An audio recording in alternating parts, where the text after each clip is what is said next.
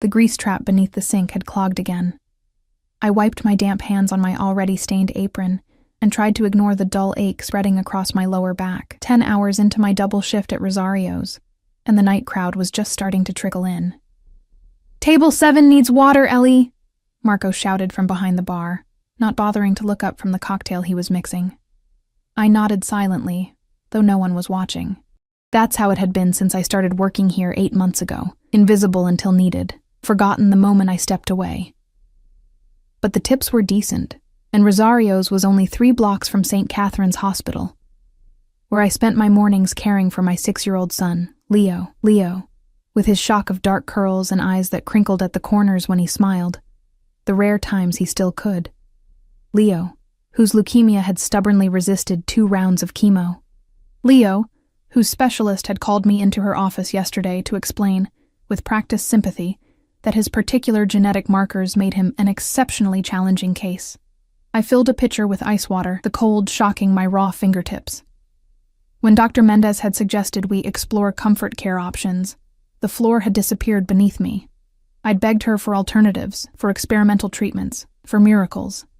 "There's a trial at Johns Hopkins," she'd said hesitantly. "But it's prohibitively expensive, and the waiting list..."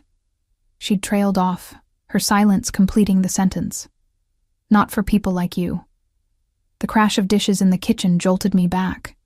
I mechanically arranged water glasses on my tray and headed for table 7. That's when the atmosphere in the restaurant shifted, like air pressure dropping before a storm. The hostess straightened her posture, and Marco stopped mid-pour. The front door had opened, revealing a cluster of men in dark suits despite the June heat. They moved with practiced coordination, 2 scanning the room while a 3rd spoke quietly to the hostess, who was nodding frantically, gesturing toward our finest corner booth. I looked away quickly, recognizing the choreography of power. We occasionally served local politicians or business executives, all radiating self-importance, but this was different. The very air seemed to thicken with tension. Only after seating the advance team did the hostess scurry back to the entrance, smoothing her hair nervously. Then he walked in. He didn't survey the room or check his surroundings like his men had. He didn't need to.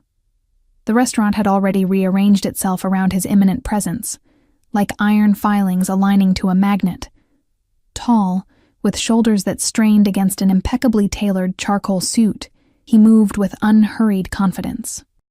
His hair, dark with threads of silver at the temples, was swept back from a face that seemed carved from stone.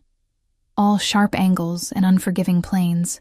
A face that had never needed to soften to get what it wanted. "Mr. Castellano," the hostess murmured, barely audible from where I stood. "Your table is ready."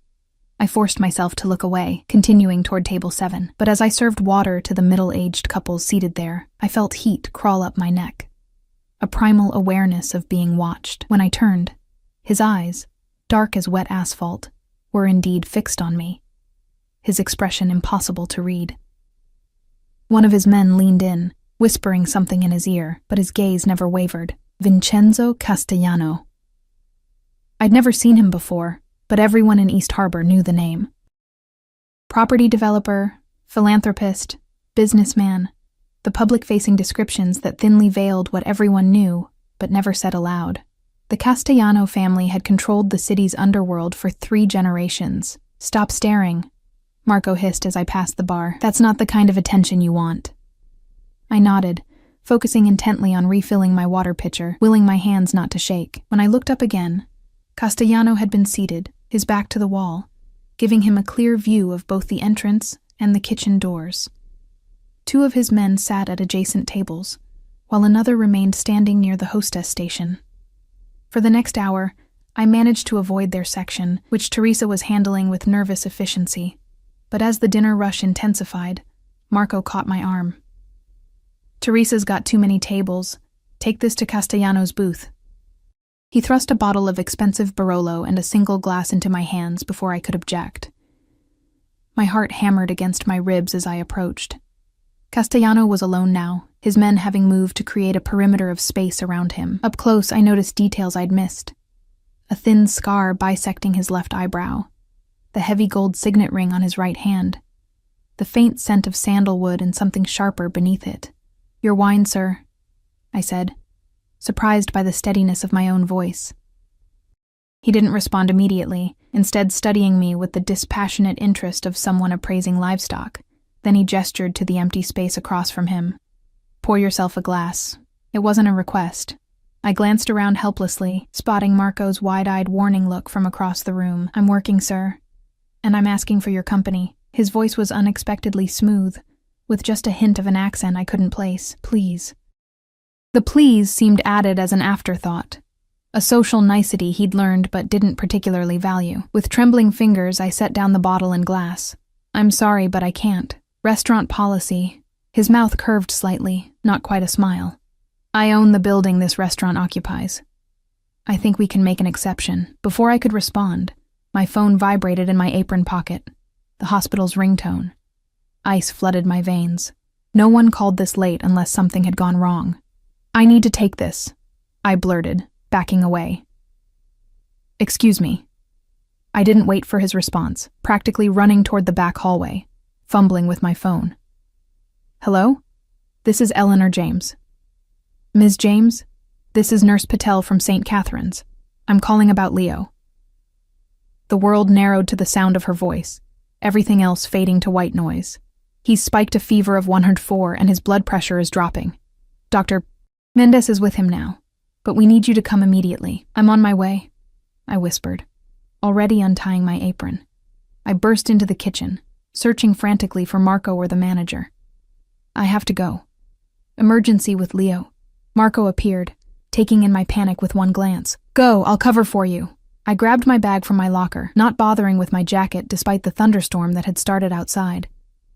As I raced through the dining room toward the exit, I nearly collided with a solid wall of fabric and muscle, one of Castellano's men. "Excuse me," I gasped, trying to sidestep him. He didn't move. "Mr. Castellano wasn't finished speaking with you. My son is in the hospital," I said, desperation making my voice crack. I need to go to him now." The man's expression didn't change, but he shifted slightly, looking over my shoulder.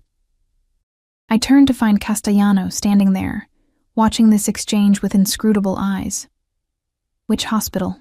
he asked. "St. Catherine's.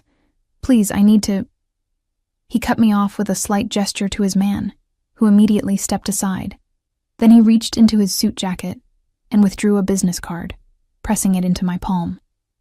His fingers were warm and dry against my clammy skin. "For when you need help," he said simply, then turned to another of his men. "Anthony, take her. Make sure she arrives safely." Before I could protest, the large man, Anthony, was guiding me toward the exit, where a sleek black SUV with darkly tinted windows was already pulling up, despite the no parking zone. The driver emerged with an umbrella, sheltering us from the downpour, as Anthony opened the rear door. "I can't," I started. "It's faster than waiting for a bus in this weather," Anthony said, his voice surprisingly gentle. "The boss doesn't like to be refused." Too desperate to argue further, I climbed in, clutching my bag to my chest. As the vehicle pulled smoothly into traffic, I finally looked at the card in my hand. It bore only a name and a phone number, embossed in simple black text on heavy cream stock. The rain lashed against the windows as we sped through the city, running yellow lights, the driver seemingly immune to traffic laws. I closed my eyes, picturing Leo's face, praying to a god I'd stopped believing in months ago. I didn't notice when the SUV stopped, only registering Anthony's voice. "We're here." I stumbled out, not waiting for the umbrella, letting the rain soak through my uniform as I ran toward the emergency entrance. Behind me, I heard Anthony call, "We'll wait." But I was already through the sliding doors, my world narrowing to fluorescent lights and the antiseptic smell of the hospital that had become more familiar to me than my own apartment. Nurse Patel met me in the corridor, her face grim. "Dr. Mendez is with him now. They've moved him to intensive care." "What happened? He was stable this morning." "His immune system is virtually non-existent, Ms. James. The infection moved fast." She guided me toward the elevator. "Dr. Mendez will explain everything." In the ICU, Leo looked impossibly small beneath the tangle of tubes and wires. His skin, already pale from months of illness, now had a grayish cast that made my heart stutter with terror. Mendez looked up as I approached, her exhaustion evident in the slump of her shoulders. "Eleanor," she said softly, "we've got him on broad-spectrum antibiotics, but his body isn't responding as well as we'd hoped." "What does that mean?" I whispered, already knowing the answer. "It means we're doing everything we can." The practiced phrase doctors use when they're running out of options. I sank into the chair beside his bed, taking his small hand in mine, careful not to disturb the IV. His fingers were cold, his breathing shallow. "The trial at Johns Hopkins," I said suddenly. "Could they?" Dr. Mendez shook her head. "Even if we could get him in immediately, which we can't, he's too weak to transport right now. There must be something. We're trying everything possible within our capabilities," she said, the careful emphasis making it clear what remained unsaid. The best treatments existed beyond our financial reach. Outside the glass walls of Leo's room, I could see Anthony standing in the hallway, his massive frame incongruous among the medical staff. Our eyes met briefly before he looked away, speaking quietly into his phone. I turned back to Leo, stroking his forehead, whispering the stories he loved even in his unconscious state. The monitor beside him beeped steadily, each tone a reminder that he was still fighting. Hours passed. Nurses came and went. Doctor. Mendes returned periodically, making adjustments to his medication. Around dawn, Leo's fever finally broke, and his oxygen levels stabilized, though he remained unconscious. "You should get some rest," Nurse Patel told me, placing a gentle hand on my shoulder. "There's a cot in the family room." I shook my head. "I'm staying here." She didn't argue, instead bringing me a blanket and a cup of bitter hospital coffee. As she left, I noticed Anthony was still in the hallway, though he'd changed position, our unexpected sentinel. When the morning shift changed, Dr. Mendez returned with another doctor I didn't recognize, older, with silver-rimmed glasses and a grave expression. "This is Dr. Klein," she explained. "He's the head of oncology." Dr. Klein nodded tersely. "I've reviewed Leo's case. The genetic markers making his leukemia resistant to standard treatments are challenging." The way he said challenging made my stomach clench, medical terminology for hopeless. "But," he continued, surprising me, "I've consulted with a colleague at Rosewood Private Hospital who specializes in precisely these variants. Dr. Sharma has had success with a combination therapy that isn't widely available yet." Hope flared painfully. Could Leo qualify for that treatment? The doctors exchanged a look I couldn't interpret. Dr. Mendez cleared her throat. "Doctor, Sharma has agreed to take Leo's case immediately, but Rosewood is private," I said slowly.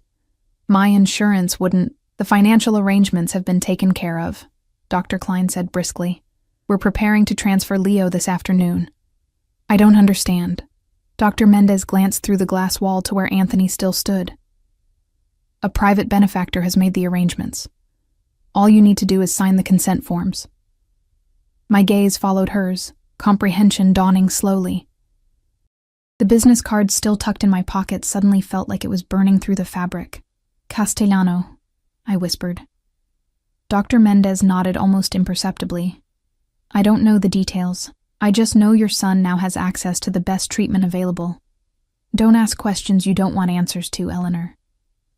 As if summoned by his name, I saw Vincenzo Castellano himself appear at the end of the corridor, speaking quietly with Anthony.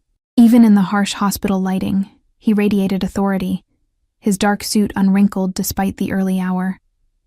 His eyes found mine through the glass, holding my gaze for a long moment before he turned and walked away, leaving me with the sudden, terrible understanding that whatever he had done for Leo, it would come with a price I couldn't begin to imagine. Leo was transferred to Rosewood Private Hospital that same afternoon.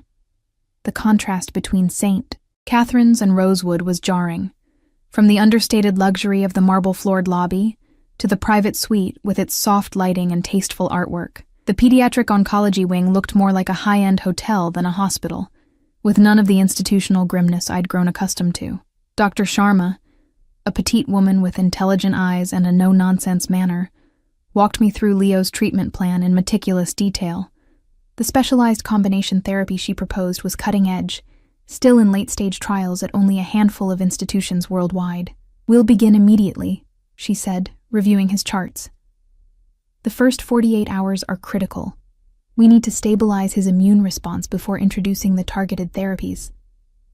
I nodded, trying to absorb the technical information while stealing glances at Leo, who looked impossibly fragile against the pristine white sheets. They'd given him his own room with a window overlooking a small garden, a child-sized bookshelf already stocked with picture books, and a pull-out sofa where I could sleep. "Ms. James," Dr. Sharma said, reclaiming my attention. "Do you understand what I've explained? This treatment is aggressive and there will be difficult days ahead." "I understand," I said. "And the financial arrangements?" She looked momentarily uncomfortable. "That's been handled by hospital administration. My concern is solely your son's treatment." After she left, I sat beside Leo, watching the steady rise and fall of his chest. The nurses here moved with quiet efficiency, checking his vitals and adjusting medications without the harried rush I'd grown accustomed to at St. Catherine's. Each one knew his name without checking the chart. Each one treated him as if he were their only patient. As night fell, I curled up on the sofa beside his bed, too wired to sleep despite my exhaustion. The events of the past 24 hours felt surreal. The restaurant, Castellano's penetrating gaze, the sudden transfer to Rosewood.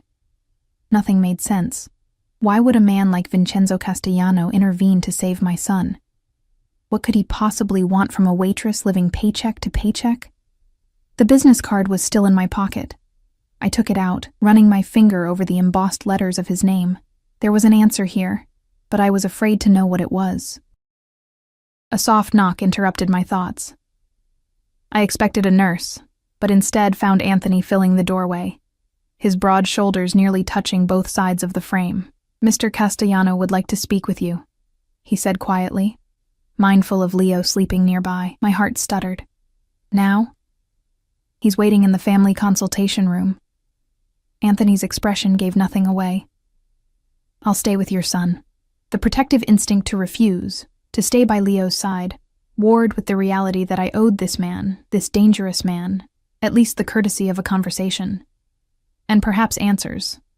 "The nurses will be checking on him regularly," I said, rising reluctantly. Anthony nodded, taking my place on the sofa with surprising grace for a man his size.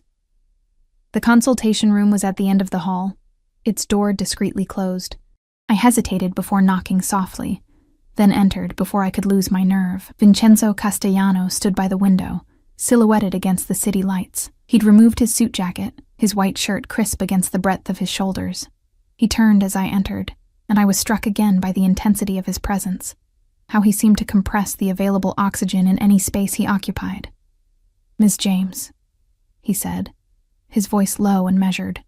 "Please, sit." It wasn't a request. I perched on the edge of one of the armchairs, my hands clasped tightly in my lap. "How is your son?" he asked, remaining standing. "Stable," I replied. "They've started the new treatment protocol." He nodded, as if receiving a report he'd expected. "Dr. Sharma is the best in her field.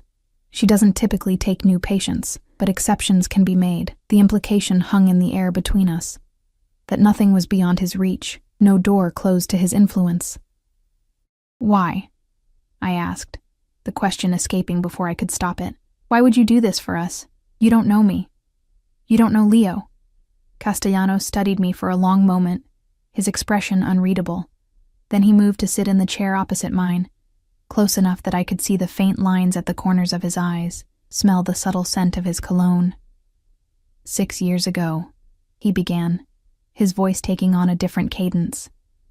"My wife, Isabella, died during childbirth. A rare complication. Despite the best medical care money could buy, neither she nor our son survived." The unexpected vulnerability of this confession stole my breath. I watched his face, searching for signs of manipulation, finding only a controlled pain so deep it made me flinch. "I'm sorry," I said inadequately. He continued as if I hadn't spoken. "When Anthony told me about your situation, a single mother with a critically ill child, I was moved." The word seemed to cost him something to admit. No child should suffer for lack of resources that exist in the world. It sounded noble, altruistic even, but instinct told me there was more. That's very generous, but I've had you investigated, Eleanor. He interrupted, the casual use of my first name sending a chill down my spine. Leo's father abandoned you during your pregnancy. You worked double shifts throughout your degree program, graduated with honors despite every obstacle, only to put your career on hold when Leo became ill. You fought for him every step of the way. The violation of having my life examined without my knowledge burned through me. You had no right. I needed to understand who I was helping. He leaned forward, elbows resting on his knees. Your determination impressed me. Something in his tone made me look up sharply. There was admiration there, certainly, but something else too.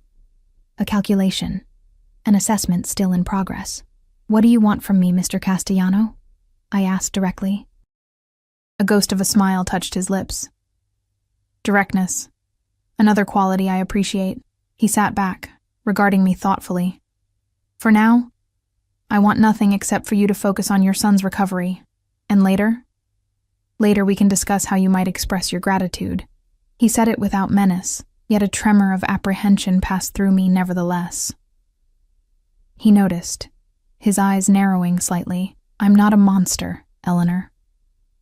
I don't prey on desperate mothers or sick children. Then what do you do, exactly? The question was dangerous, stepping over an invisible line into territory I shouldn't acknowledge. His expression hardened. I protect what's mine. I keep order in my world. The particulars aren't your concern. I should have been terrified, but exhaustion and worry for Leo had worn away my self-preservation. If you're helping my son, it is my concern. I need to know what I'm agreeing to. For a moment, I thought I'd gone too far. Something dangerous flickered in his eyes, a glimpse of the man others feared. Then, unexpectedly, he laughed, a short, genuine sound of surprise. Most people know better than to question me, he said, studying me with renewed interest. Most people aren't watching you save their child's life, I countered. He conceded the point with a slight incline of his head. Fair enough. But for now, all I ask is that you accept this help for what it is. A chance for Leo to receive treatment he deserves.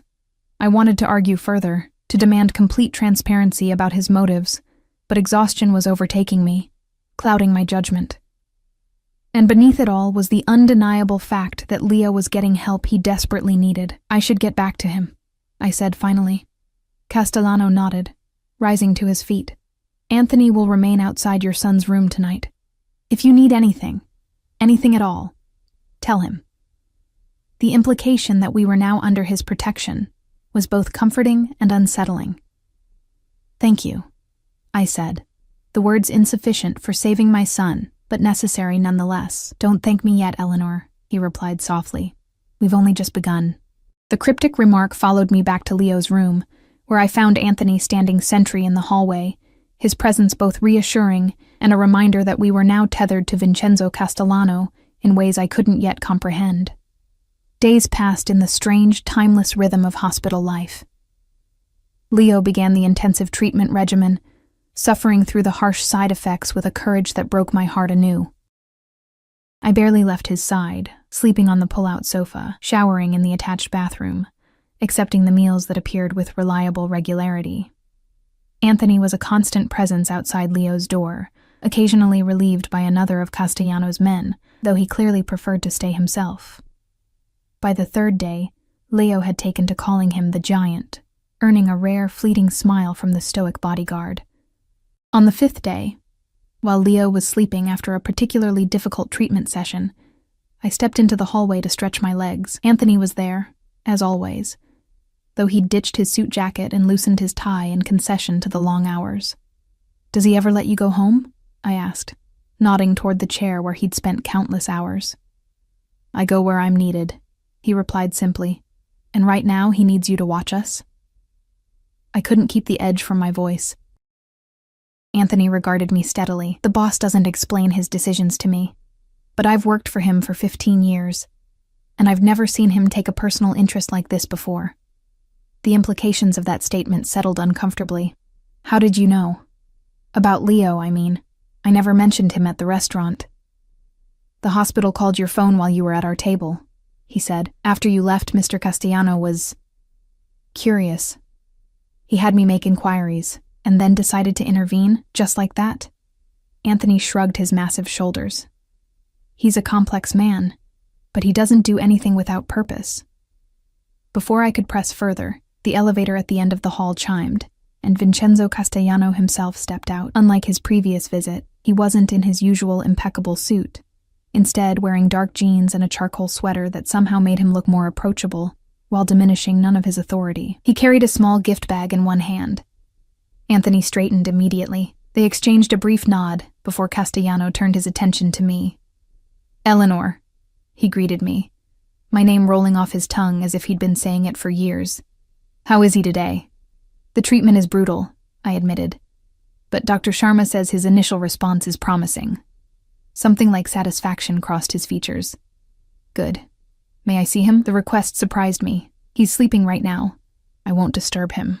I just want to see for myself." I hesitated, then nodded, leading him into Leo's room. We stood in silence, watching the steady rise and fall of my son's chest, the monitor beside him beeping reassuringly. "He looks like you," Castellano observed quietly, same determination in his face. Even in sleep, I glanced at him, startled by the perception. "Most people say he resembles his father." A shadow crossed Castellano's face. "Tell me about him." "Leo's father." "There's not much to tell. Ryan was, charming, irresponsible. When I told him I was pregnant, he said he wasn't ready to be a father. I haven't seen him since." "He never tried to contact you? See his son?" I shook my head. "Leo's better off without someone who didn't want him." Castellano's jaw tightened, a muscle working beneath the skin. "A man who abandons his child forfeits the right to call himself a father." The vehemence in his voice surprised me. This wasn't abstract morality. This was personal. He set the gift bag on the bedside table. "For when he wakes up. It's a model car kit, something to keep his hands busy during recovery." The thoughtfulness of the gift, so specifically chosen for a young boy's interests rather than a generic stuffed animal, caught me off guard. "Thank you," I said, genuinely touched. "That's very kind." "I'm not known for kindness, Eleanor," he replied, a warning in his tone that I didn't fully understand. Leo stirred then, his eyelids fluttering open. He blinked in confusion at the unfamiliar man beside his bed. "Hello," he said, his voice raspy from sleep and medication.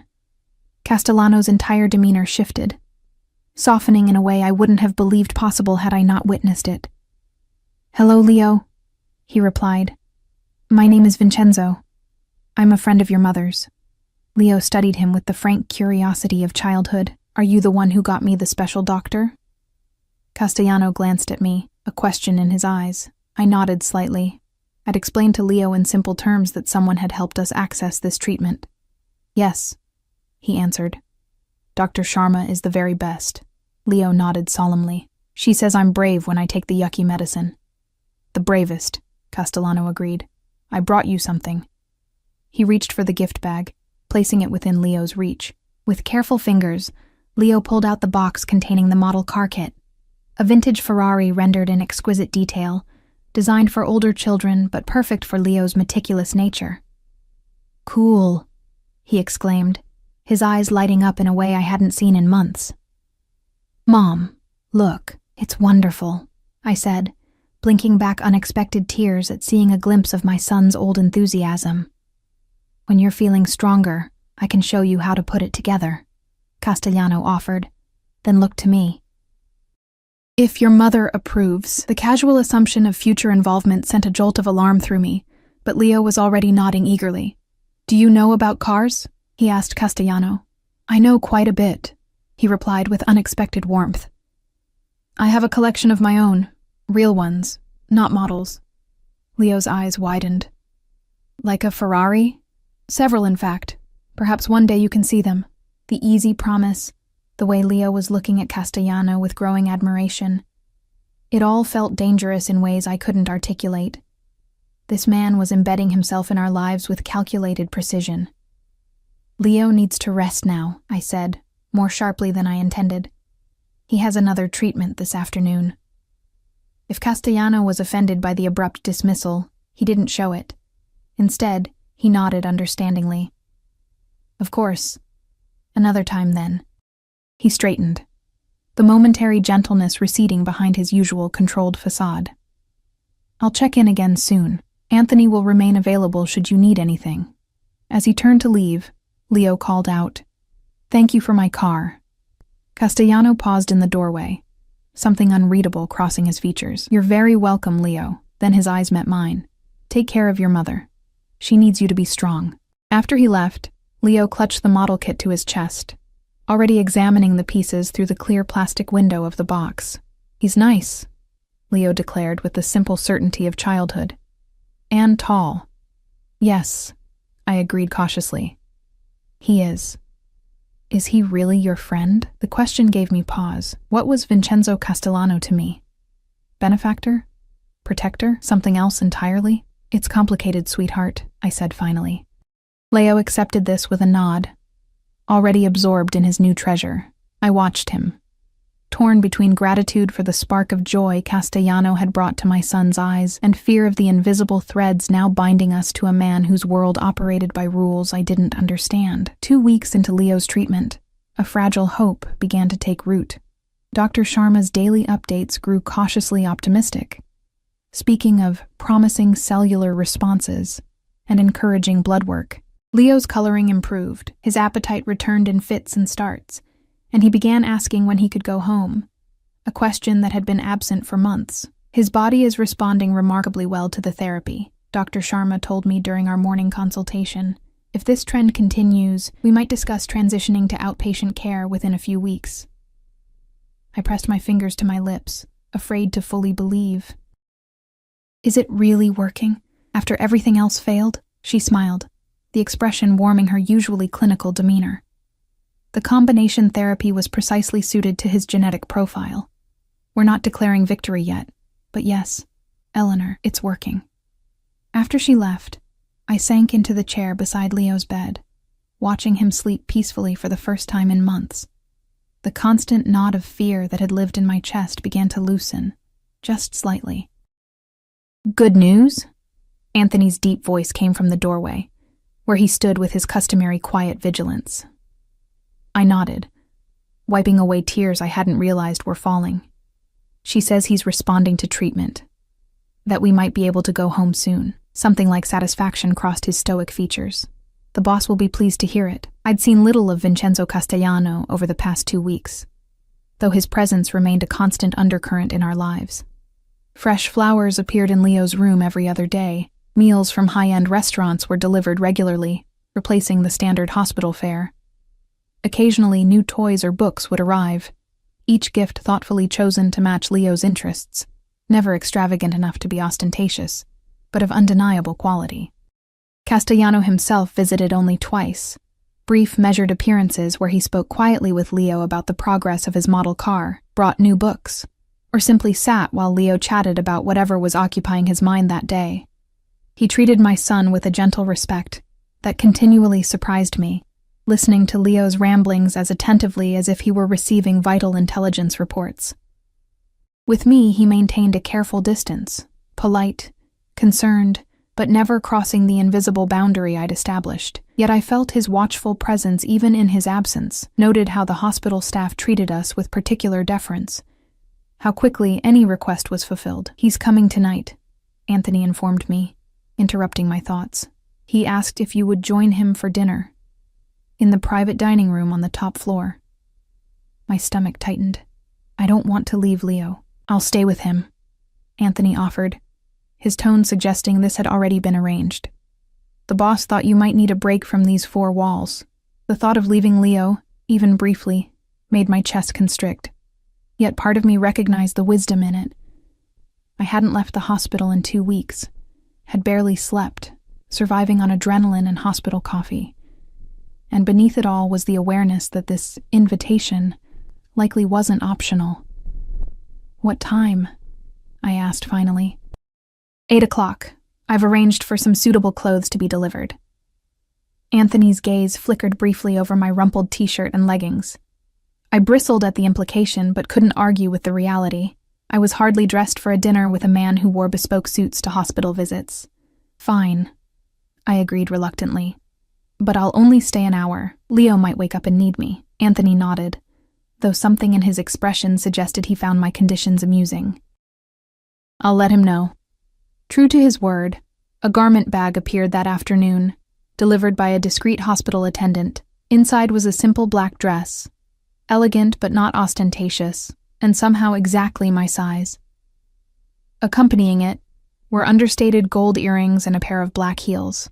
The entire ensemble spoke of restrained good taste, avoiding both the overtly sexy and the overly formal. I stared at the items, torn between indignation at the presumption and grudging appreciation for the thoughtfulness. There was no note, no indication of what Castellano expected from this dinner, just clothing that would allow me to feel somewhat presentable after weeks of hospital living. At 7:50, after kissing Leo's forehead and extracting Anthony's solemn promise to call me instantly if Leo so much as stirred, I made my way to the elevator. The dress fit perfectly, skimming my figure without clinging. I'd taken time to shower properly and applied minimal makeup from the small bag of toiletries I'd had Marco bring from my apartment weeks ago. Looking in the mirror, I barely recognized myself. The woman staring back seemed polished in a way I hadn't been since before Leo's diagnosis consumed my life. The private dining room occupied a corner of the top floor, offering panoramic views of the city lights. When I entered, Castellano was standing by the window, a glass of amber liquid in his hand. He turned as the door closed behind me, his eyes tracking a slow path from my face, down to my shoes and back again. "Eleanor," he greeted me, his voice a low rumble that seemed to vibrate in the air between us. "You look lovely." "Thank you for the clothes," I replied, clasping my hands to stop their trembling. It was thoughtful. He gestured to the small table set for two beside the window. "Please sit. You must be hungry for something that wasn't delivered in a hospital container." The table was elegantly set with fine china and crystal, a bottle of wine already breathing beside two glasses. A waiter I hadn't noticed stepped forward to hold my chair, then poured wine into my glass before discreetly withdrawing. I took the liberty of arranging the menu, Castellano said, taking his seat across from me. "I hope you don't mind." Under normal circumstances, I might have bristled at the high-handedness, but exhaustion had worn away my edges. And the truth was, after weeks of hospital food and takeout, the idea of a meal I didn't have to think about was appealing. "That's fine," I conceded, taking a small sip of the wine. It was rich and complex, probably costing more than I made in a day at Rosario's. "How are you holding up?" he asked, surprising me with the directness of the question. "I'm managing," I answered carefully. "Dr. Sharma says Leo's responding well to the treatment." "I know. I receive daily reports." He stated this as if it were the most natural thing in the world. "I meant you, Eleanor. How are you coping?" The unexpected focus on my well-being caught me off guard. "I'm fine." "Are you?" His dark eyes were disconcertingly perceptive. "You haven't left the hospital in 2 weeks. You barely sleep. You've lost weight you couldn't afford to lose." "I need to be there for Leo," I said defensively. "And who's there for you?" The question hung between us as the waiter returned, serving the first course, a delicate mushroom soup that sent a wave of hunger through me with its rich aroma. I didn't answer, focusing instead on the food, surprised by how ravenous I suddenly felt. We ate in silence for several minutes, the quiet punctuated only by the clink of silverware against china. "You're wondering why I've asked you here," Castellano said finally, setting down his spoon. I looked up, meeting his gaze directly. "Among other things." A smile ghosted across his lips. Directness again. Refreshing. He leaned back as the waiter cleared our plates and served the main course, perfectly seared scallops on a bed of risotto. "I wanted to discuss your situation once Leo is discharged." My guard instantly rose. "What about it?" "Your apartment is a 4th-floor walk-up in a building with questionable security and no elevator. Leo will need continued outpatient care, careful monitoring, and a clean, controlled environment during his recovery." His tone was matter-of-fact, as if reciting items from a report, which I realized with a chill he probably was. "We've managed before," I said stiffly. "Circumstances are different now. The treatment Leo is receiving requires careful follow-up care." He took a sip of his wine, watching me over the rim of his glass. I've arranged more suitable accommodation for you both during his recovery period. The presumption stole my breath. You've what? A townhouse not far from here. 3 bedrooms, secure building, doorman, close to Rosewood for Leo's outpatient appointments, and private enough to ensure his immune system isn't compromised. He spoke as if arranging people's lives was his natural right. Perhaps in his world it was. Mr. Castellano. Vincenzo. He corrected gently. After all we've been through, I think we can dispense with formalities. Vincenzo, I repeated, the name feeling strangely intimate on my tongue. While I appreciate everything you've done for Leo, and I do, more than I can express, I can't accept a house. Why not? The question was genuinely curious, as if my refusal was a puzzle he was trying to solve. Because it's too much. Because there are strings attached to gifts like that, and I don't know what they are yet. He set down his fork, giving me his full attention. You think I want something from you, don't you? His eyes darkened. What do you imagine I want, Eleanor? Sexual favors? Some sort of indentured servitude? The bluntness made me flush. I don't know what you want. That's the problem. Perhaps what I want is simple, he said, his voice dropping to a register that sent a shiver across my skin. Perhaps I want to ensure a child who has suffered needlessly receives the care he deserves. Perhaps I want his mother to have the support she needs to focus on his recovery instead of worrying about rent or medical bills or climbing 4 flights of stairs with groceries while caring for a sick child. Put like that, his offer sounded almost reasonable. Almost. And after Leo recovers, I pressed. What then? Something shifted in his expression, a momentary vulnerability quickly masked. Let's concern ourselves with that bridge when we reach it. The waiter reappeared to clear our plates and serve dessert, a delicate chocolate soufflé that would have delighted me under different circumstances. Why me? I asked, the question that had haunted me for weeks finally finding voice. Why Leo? There must be hundreds of sick children in this city whose mothers work in your restaurants or clean your office buildings. Why did you choose us? Castellano was silent for a long moment, his expression unreadable. When he spoke, his voice was different. Rougher, with the faint accent I'd noticed before becoming more pronounced. When I lost my wife and son, I lost my future, he said slowly. Everything I'd built, everything I'd fought for, suddenly it had no purpose, no inheritor. I became reckless. Took risks I shouldn't have, made enemies I could have avoided. He paused, seeming to weigh his next words carefully. 3 years ago, I was nearly killed in an attempt on my life. The bullet missed my heart by centimeters. His hand moved unconsciously to his left side. While I was recovering, a specialist was brought in from Boston to perform a procedure that saved my life. That specialist was Leo's father. The revelation hit me like a physical blow. Ryan? But he's just an anesthesiologist. A gifted one, Castellano corrected. With a particular expertise in cardiac cases, he was part of the surgical team. My mind reeled, trying to reconcile the irresponsible man who'd abandoned me with someone skilled enough to be called in for such a critical procedure. I never knew his last name, Castellano continued.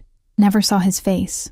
I was unconscious throughout, but I remembered his first name and his distinctive voice. When you took that call at Rosario's, when I heard you say Leo, something connected. He looked down at his untouched dessert. I had Anthony investigate. The coincidence was remarkable. So this is what, repaying a debt to the man who helped save your life. Bitterness crept into my voice. The man who couldn't be bothered to support his own son? No, Castellano said sharply. This has nothing to do with him. This is about you and Leo. His eyes locked with mine, intense and unwavering. When I saw you fighting so desperately for your child, when I realized I had the power to help and no one else would, it felt like purpose, like meaning. The raw honesty in his voice silenced me. For the first time, I glimpsed the man beneath the power and control, someone who had lost everything that mattered and was grasping for redemption in the most unexpected places. So, you see, he continued more softly, your gratitude is misplaced. If anything, I should be thanking you. For what? I whispered. for reminding me that some things are worth saving. The simplicity of his answer caught me off guard.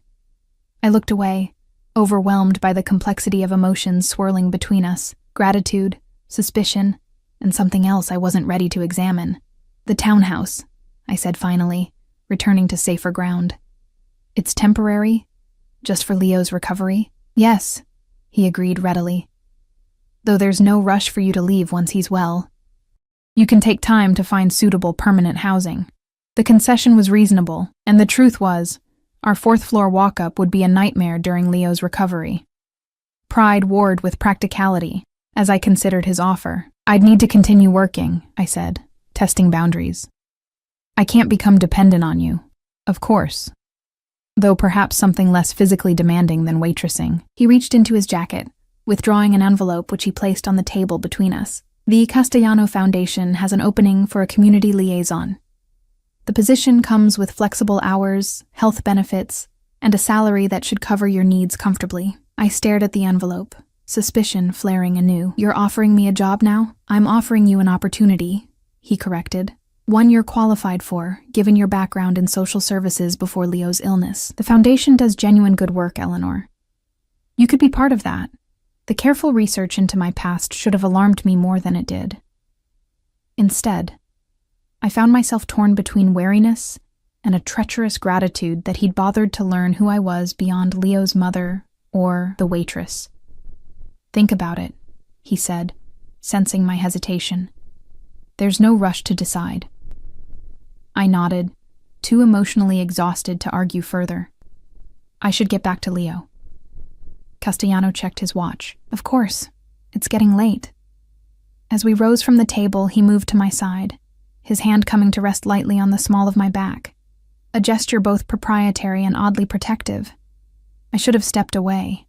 Instead, I found myself leaning slightly into the warmth of his touch, starved for simple human contact after weeks of clinical interactions. "Thank you for dinner," I said quietly as we reached the door. It was a welcome break. His eyes softened as he looked down at me. "You're carrying too much alone, Eleanor. You don't have to anymore." The offer implicit in his words terrified me more than any overt demand could have, because part of me, the exhausted, frightened part that had been fighting alone for so long, wanted desperately to believe him. "Good night, Vincenzo," I said, stepping back from the dangerous precipice of that thought. His gaze held mine for a moment longer than necessary, something unresolved simmering beneath the surface. "Good night, Eleanor. Give Leo my best." As I rode the elevator back to Leo's floor, I clutched the job offer envelope, turning Castellano's revelations over in my mind. The connection to Ryan, the near-death experience, the search for purpose. It created a narrative I could almost believe. Almost. Because beneath it all remained the inescapable fact. Vincenzo Castellano was a dangerous man who had carved out his empire through means I dared not contemplate. And now, for reasons still not entirely clear to me, he had drawn Leo and me into his orbit. The question was no longer whether there would be a price to pay. The question was whether I could afford not to pay it. A month later, Leo came home, not to our cramped apartment with its perpetually broken heating and noisy neighbors, but to the elegant townhouse Castellano had arranged. The transition happened with the same efficient inevitability that seemed to characterize everything in Vincenzo's world. While Leo underwent his final inpatient treatments, a team appeared at our apartment, packing our belongings and transferring them to the new space. What had been a theoretical discussion became reality without my ever explicitly agreeing to it. The townhouse was beautiful, but not ostentatious. 3 bedrooms, a modern kitchen, a small garden terrace, all immaculately furnished in neutral tones. Leo's room had been set up with particular care. The walls painted a soft blue, his few toys and books arranged thoughtfully on custom shelves. A new desk stood beneath the window, topped with art supplies, and a child-sized laptop for the educational programs Dr. Sharma had recommended during his recovery. "This is ours?" Leo had asked in wonder when we first arrived, his eyes wide as he explored the space that dwarfed our previous apartment. "For now," I'd answered carefully, watching him run his fingers along the smooth wooden banister of the staircase. "While you get better?" That had been 3 weeks ago. Now, as I sat at the kitchen island reviewing quarterly reports for the Castellano Foundation, a job I had accepted with reluctant pragmatism, I could hear Leo's laughter drifting down from upstairs where Anthony was helping him with his model car collection, which had grown considerably since that first Ferrari. The transition had been surprisingly smooth. Leo's health improved steadily, his body responding to the innovative treatment protocol with a resilience that sometimes brought tears to my eyes.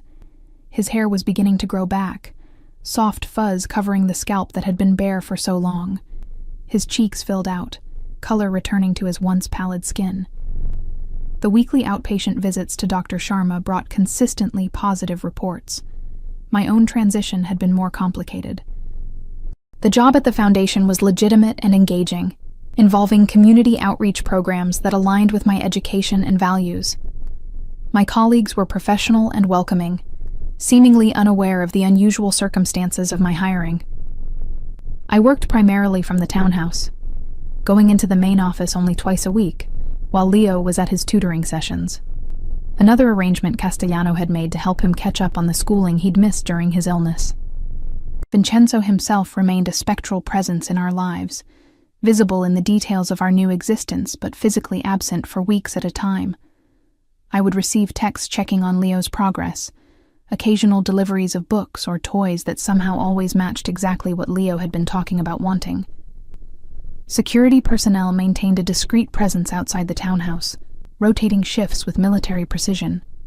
Anthony had become a fixture in our daily routine, his stoic demeanor gradually softening around Leo until my son had declared him part of our family now, a statement that had rendered the massive bodyguard momentarily speechless, but Vincenzo himself kept his distance, as if recognizing that his physical presence disrupted the fragile normalcy we were building.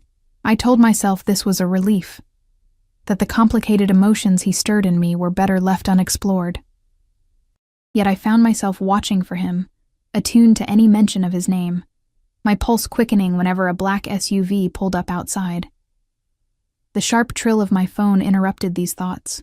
Glancing at the screen, I saw Dr. Sharma's number and felt the instinctive clench of anxiety that accompanied any call from Leo's medical team. "Dr. Sharma," I answered, fighting to keep my voice steady. "Is everything all right?" "Everything is excellent, actually," she replied, her typically reserved tone warmed by genuine pleasure. "I've just received Leo's latest test results, and I wanted to share them with you immediately." I gripped the edge of the countertop, scarcely daring to hope. "And?" "Complete remission, Eleanor. The treatment has been entirely successful. There's no detectable cancer in his system." The world tilted beneath me. "Remission?" I repeated, the word foreign and miraculous on my tongue. "You're sure?" "Absolutely certain. We'll continue monitoring him closely, of course, and he'll need to complete the full course of maintenance therapy. But yes, your son has beaten this." Tears spilled down my cheeks, emotions too powerful for words surging through me. After 2 years of fighting, of watching my child suffer, of preparing myself for the worst, this moment felt unreal. Thank you," I managed finally, "for everything. Leo is a remarkable child," Dr. Sharma said warmly, "and he has a remarkable mother. This victory belongs to both of you." She paused. "I've already notified Mr. Castellano, as per his standing instructions. I imagine he'll want to celebrate this news." Of course she had. In Vincenzo's world, information flowed to him first, regardless of conventional protocols. After ending the call, I sat motionless, letting the magnitude of the news wash over me. Leo was going to live. The nightmare that had consumed our lives for 2 years was ending. The future I'd been afraid to imagine was suddenly possible again. I wanted to run upstairs and gather Leo in my arms, to tell him the monsters in his blood were gone. But I remained rooted to the spot, overwhelmed by a strange mixture of joy, disbelief, and a sudden crushing awareness of debt. Without Vincenzo's intervention, this moment would never have happened. The treatment that saved Leo's life would have remained out of reach, a possibility we could see but never grasp. The sound of the front door opening cut through my thoughts. Heavy footsteps crossed the foyer, and then Vincenzo was there, standing in the kitchen doorway. He'd clearly come directly from a business meeting, dressed in one of his impeccable suits. but there was an unusual urgency in his movements, a barely contained energy radiating from him. "You heard," he said simply, his eyes searching my face. I nodded, unable to speak past the tightness in my throat. In 3 long strides, he crossed the kitchen and pulled me to my feet and into his arms. The embrace was unexpected, fierce in its intensity, his hand cradling the back of my head as he held me against his chest. I could feel his heart pounding through the fine fabric of his shirt, his breath warm against my hair. "He did it," Vincenzo murmured, his voice rougher than I'd ever heard it. "The little warrior won." The simple words broke something inside me. I sagged against him, sobs tearing free after months of careful control. He tightened his hold, supporting my weight effortlessly, one hand moving in soothing circles across my back. "It's over," I gasped between sobs. "It's really over." "Yes," he agreed, his lips brushing my temple in what might have been a kiss. "Now the healing begins." We stayed like that, locked together in a moment of shared triumph, until the sound of footsteps on the stairs broke the spell. I pulled back hastily, wiping at my eyes as Leo appeared in the doorway with Anthony hovering protectively behind him. "Mom, why are you crying?" Leo asked, alarm in his voice. Then he spotted Vincenzo and his face lit up. "Vincenzo! Did you come to see my new Lamborghini model?" Vincenzo turned to him, his expression transforming with a smile I'd never seen before, open, unguarded, almost boyish in its genuine delight. "I did, but I came for something even more important." He crouched down to Leo's level, a position I'd never seen him take with anyone. "Your doctor just called with some incredible news." Leo's eyes widened, darting between us. "What news?" "The treatment worked, sweetheart," I said, moving to kneel beside him, taking his small hands in mine. "Dr. Sharma says you're in remission. The cancer is gone." Leo stared at me, processing this information with the serious focus he applied to everything. "Gone? Like forever?" "We hope so," I said carefully. "You'll still need some medicine to make sure it stays away, but the worst part is over. I'm not sick anymore," he clarified, the concept seemingly too enormous to grasp. "You beat it, Leo," Vincenzo said, his voice rich with pride. "You fought harder than most grown men I know. And you won." A slow smile spread across Leo's face, then faltered. "Does this mean we have to leave here, go back to our old apartment?" The question caught me off guard. Before I could formulate a response, Vincenzo answered smoothly. "Not unless you want to. This is your home for as long as you need it." His eyes flicked to mine briefly. "Both of you." "Good," Leo declared with the absolute certainty of childhood. "Because I like it here, and I like having Anthony and you around." He turned to me, adding with devastating innocence, "Mom smiles more here." Heat crawled up my neck at the observation. Vincenzo's expression remained neutral, but something flickered in his eyes. Satisfaction, perhaps. "I think this calls for a celebration," he announced, rising to his feet. "Leo, what would you like to do to mark this occasion? Anything at all." Leo's face scrunched in concentration, the weight of such unlimited possibilities clearly overwhelming. Could we go see your real cars?" he asked finally, looking up at Vincenzo with hopeful eyes. "The ones you told me about?" A genuine laugh escaped Vincenzo, a sound so rare I started at the richness of it. "An excellent choice. How about Saturday? We can make a day of it."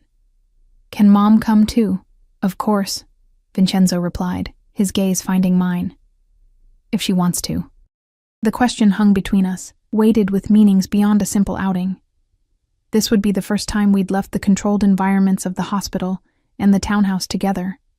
A step into Vincenzo's world, rather than the carefully neutral spaces he'd created for us. "I'd love to," I heard myself say, the decision made before I'd fully considered its implications. Leo whooped with excitement, and even Anthony's stoic expression softened into something approaching a smile. "Then it's settled," Vincenzo said, his hand coming to rest briefly on my shoulder, the warmth of his touch seeping through the thin fabric of my blouse. "Saturday it is." Saturday dawned clear and bright. The kind of perfect autumn day that seemed designed for new beginnings. Leo was up at dawn, too excited to sleep, repeatedly changing his outfit until he settled on jeans and his favorite blue sweater, the one that matched his eyes, Do you think he'll let me sit in them? He asked for the 10th time as I helped him tie his shoes. The Ferraris? I'm sure he will, I replied, smoothing his wild curls. Just remember to be careful. These are very expensive cars. I know, Leo said solemnly. Anthony told me some of them cost more than houses. The thought made me slightly queasy. The world Vincenzo inhabited was so far removed from our reality, or what had been our reality before he entered our lives. Sometimes I felt like we were living in a beautiful bubble that could pop at any moment, sending us crashing back to Earth. At precisely 10 a.m., a sleek black Bentley pulled up outside the townhouse. Anthony emerged from the passenger seat, opening the rear door as Vincenzo stepped out. He was dressed more casually than I'd ever seen him. Dark jeans, a charcoal cashmere sweater, and a leather jacket that probably cost more than my old car. The outfit should have diminished his aura of authority. Instead, it simply transferred it from boardroom power to something more dangerous, more visceral. Leo flew down the steps, barely restrained by my hand on his shoulder. We're ready. Vincenzo's smile was warm as he crouched to Leo's level. I can see that. And looking very handsome today. Leo beamed at the compliment, then looked past Vincenzo to the Bentley. Is this one of your special cars? Just a regular one, Vincenzo replied with mock seriousness. The special ones are waiting for us. He straightened, his gaze finding mine, something approving in his expression as he took in my simple outfit of jeans, boots, and a soft cream sweater. You look lovely. The compliment, delivered with quiet sincerity, sent an unwelcome flutter through my stomach. Thank you. Where exactly are we going? My house in Westmore, he replied, guiding us toward the car with a light hand at the small of my back. It's about an hour outside the city. The casual reference to what was undoubtedly just one of multiple properties should have reinforced the gulf between our worlds. Instead, I found myself curious about this glimpse into his private life, the spaces he inhabited when not orchestrating medical miracles or running his various enterprises. The drive passed pleasantly, with Leo chattering excitedly from his position between us in the back seat. Vincenzo answered his endless questions about cars with patient detail, revealing a depth of knowledge that went beyond mere collector's interest.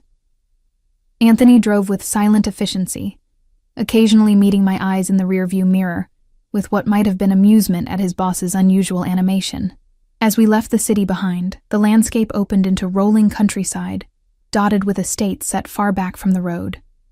Eventually, we turned onto a private drive that wound through immaculate grounds for nearly half a mile before revealing our destination. The house was not what I'd expected.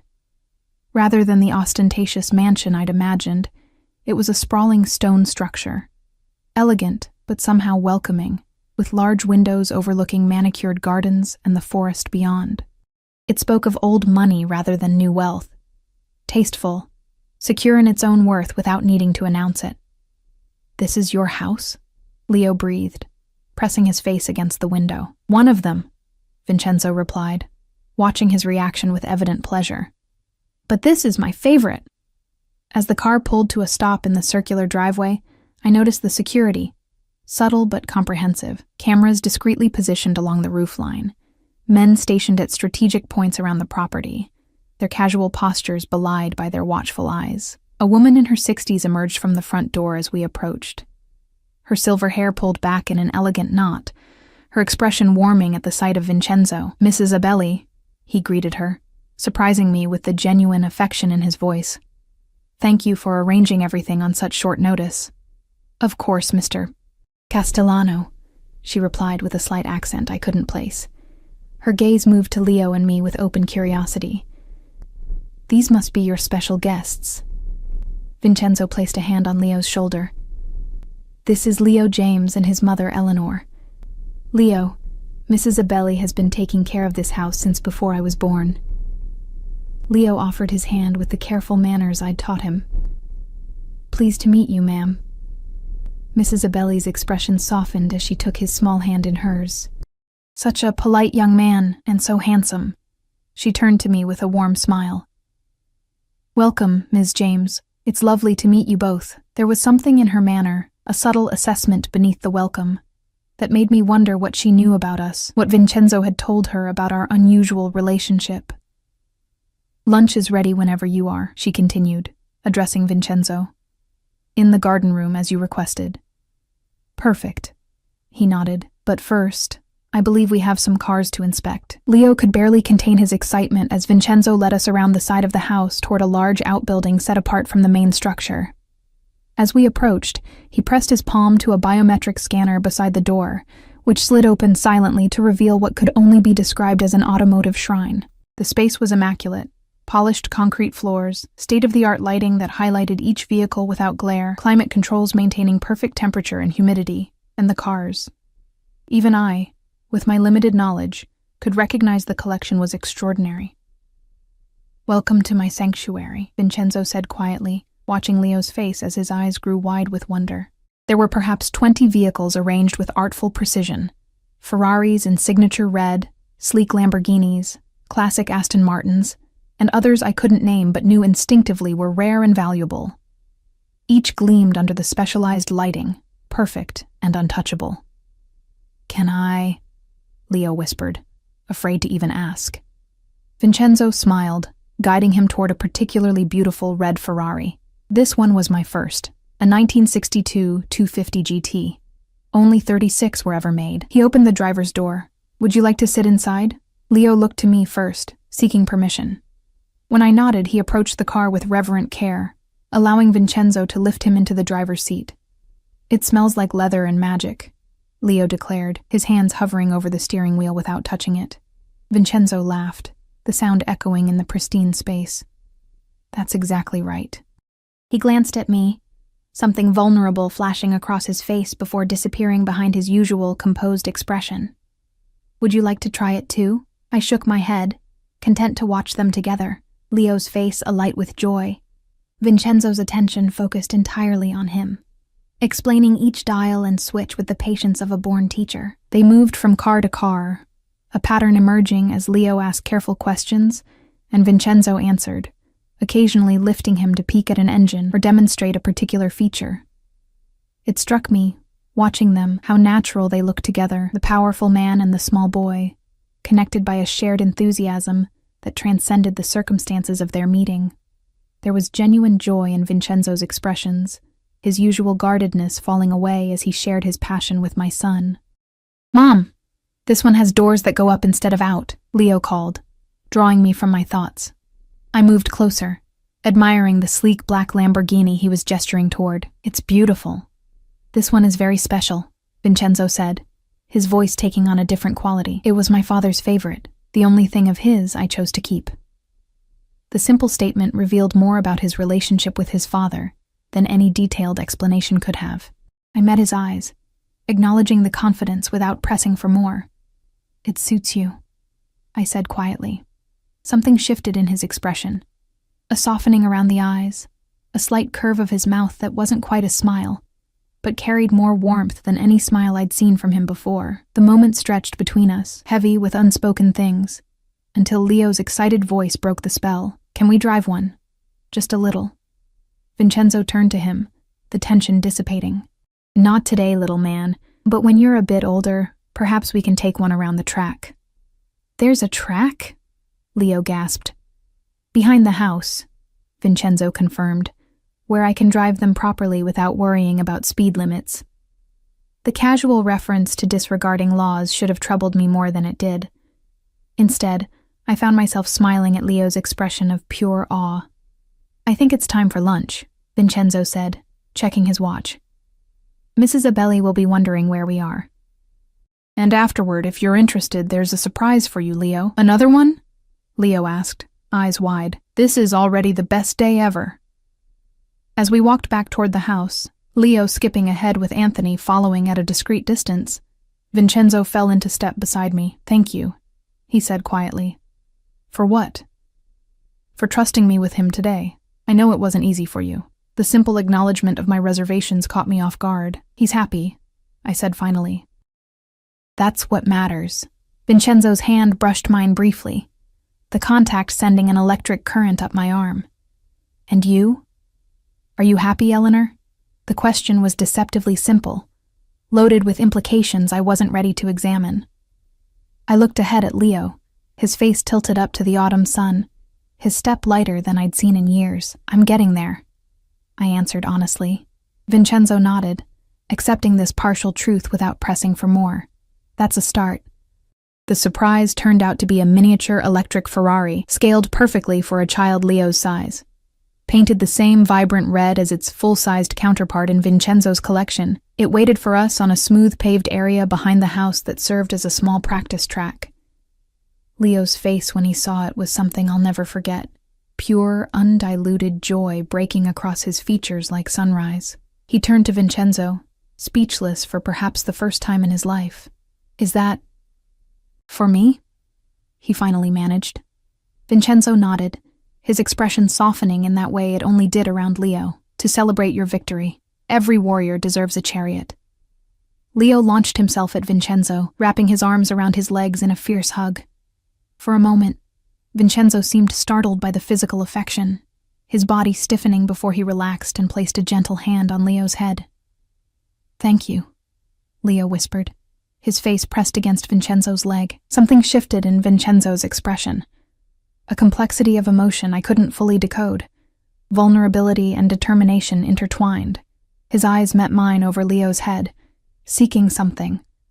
Permission, perhaps, or understanding.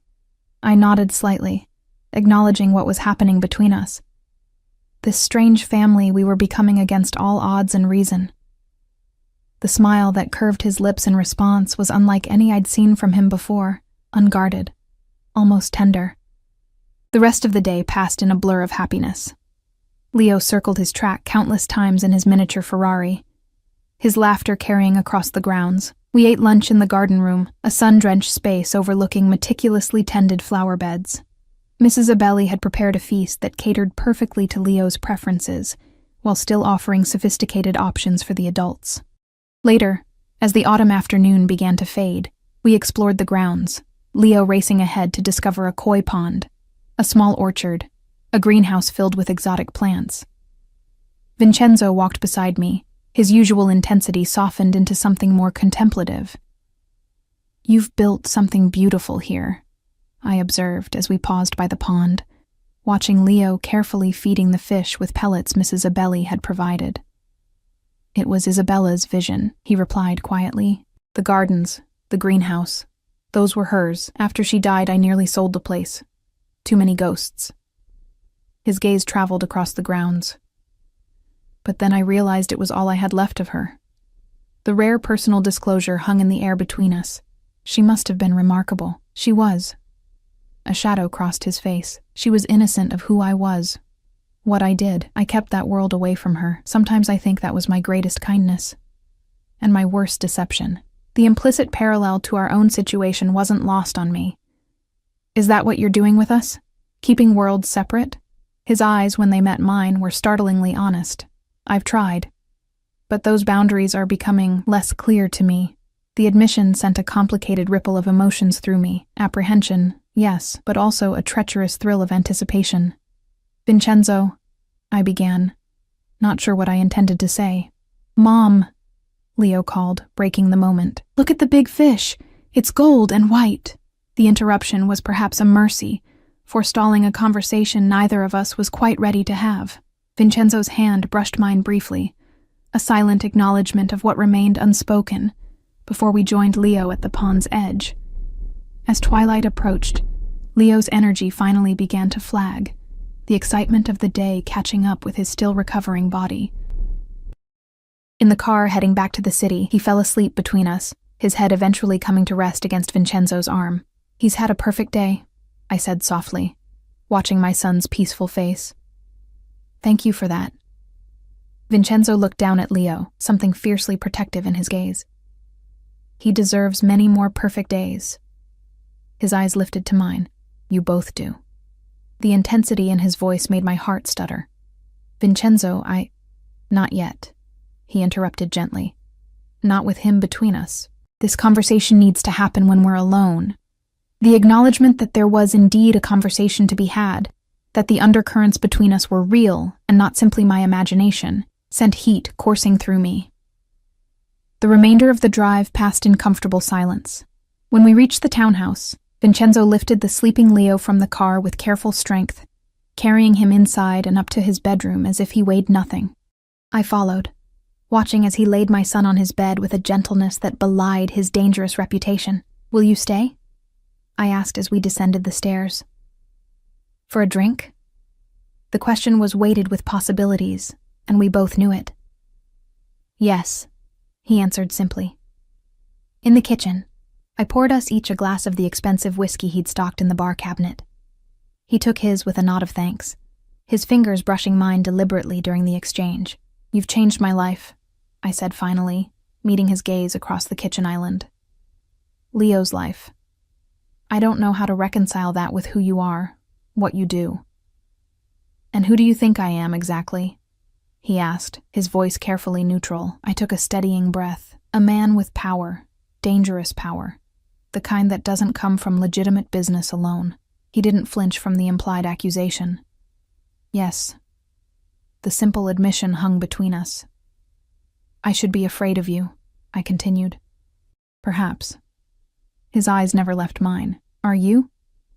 "No," I admitted, "and that terrifies me more than you do." A ghost of a smile touched his lips. "You've never been afraid of me, Eleanor. Not even that first night at Rosario's. It's one of the things that drew me to you." "Is that what this is? You being drawn to me? Or is it about Leo? About replacing the family you lost?" The bluntness of my question might have angered another man. Vincenzo merely considered it with the seriousness it deserved. "It began with Leo," he acknowledged, "with seeing in him the son I never had the chance to know." He set down his glass, moving around the island until he stood before me, close enough that I could feel the heat radiating from his body. "But it's become something else entirely." His hand rose to cup my cheek, the touch surprisingly gentle for a man I knew could be ruthless. "I want you both in my life, Eleanor. Not as replacements for what I've lost, but as something new, something I never expected to find." The honesty in his voice undid me. I leaned into his touch, allowing myself to acknowledge the attraction that had been building between us for months.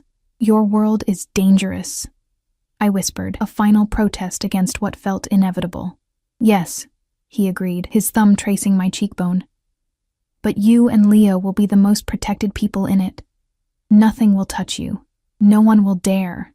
The promise should have disturbed me, the casual reference to his power, the implication of violence that protected it. Instead, I felt a shameful sense of security, of finally having found shelter after years of fighting alone. "I can't just be a possession," I said, needing to establish this boundary. "Another thing you own and protect." "Never that," he replied fiercely. "You challenge me, Eleanor. You question me. You see me. Not just what I want people to see. Do you know how rare that is in my world?" His other hand found my waist, drawing me closer. "I don't want your submission. I want your partnership." The word hung between us, loaded with meaning beyond the present moment. A future I hadn't allowed myself to imagine. "Leo loves you," I said softly, acknowledging what had become increasingly obvious. "And I love him," Vincenzo replied without hesitation. "I would die to protect him, to protect you both." The declaration, delivered with such certainty, broke the last of my resistance. I raised my hand to his face, feeling the slight roughness of evening stubble beneath my palm. "I don't want to be your redemption project," I whispered. "Your chance to atone for whatever sins you carry." "You're not," he assured me. "You're my future, if you'll have me." When his lips finally met mine, it felt like an inevitability, as if all the paths of our lives had been leading to this moment. The kiss was gentle at first, a question more than a demand. When I responded, his control slipped, the passion he typically kept leashed breaking free as he pulled me against him, one hand tangling in my hair. We broke apart, breathless, foreheads resting against each other. The vulnerability in his eyes was something I suspected few had ever witnessed. "Stay," I whispered. His answer was another kiss, this one a promise of all that would follow. the joining of our separate lives into something neither of us had imagined finding. A family forged from the most unlikely circumstances. In the morning, Leo found us together in the kitchen, Vincenzo making coffee while I prepared breakfast. He paused in the doorway, taking in the domesticity of the scene, something wise beyond his years in his expression. "Are you going to be my dad now?" he asked Vincenzo directly. Vincenzo set down the coffee pot, crouching to Leo's level as he always did when they spoke. "I would be honored," he said simply, "but only if that's what you want." Leo considered this with characteristic seriousness. "I think it is," he decided. "But you have to promise something. Anything," Vincenzo replied, and I knew he meant it. "Promise you'll never leave us like my first dad did." Vincenzo's eyes met mine over Leo's head, a lifetime of commitment in his gaze. "I promise," he told Leo. "You and your mother are my family now, and I protect what's mine." As Leo launched himself into Vincenzo's arms, I watched the man who had saved my son's life, this dangerous, complex man who had somehow become essential to us both, embrace our future with the same determination he approached everything else. Some might call it Stockholm Syndrome, this strange love that had grown between us. Others might say I'd made a deal with the devil. But watching them together, seeing the genuine love Vincenzo had for my son and the healing his presence had brought us both, I knew the truth was both simpler and more complicated. We had saved each other in the end.